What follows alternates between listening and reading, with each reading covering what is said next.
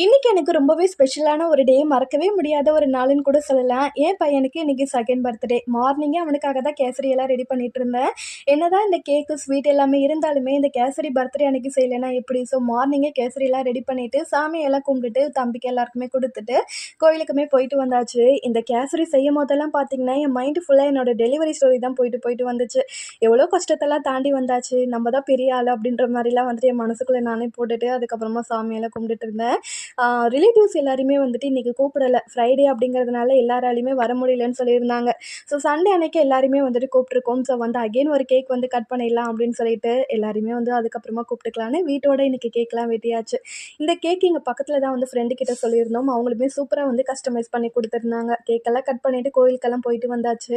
இந்த டே இப்படி தான் போச்சு. ஐ ஹோப் இந்த வீடியோ உங்களுக்கு பிடிச்சிருக்கும் நம்புறேன். பிடிச்சிருந்தா கண்டிப்பாக லைக் பண்ணிவிட்டு சப்ஸ்கிரைப் பண்ணிக்கோங்க. நெக்ஸ்ட் வீடியோவில் பார்க்கலாம். அது வரைக்கும் பாய்.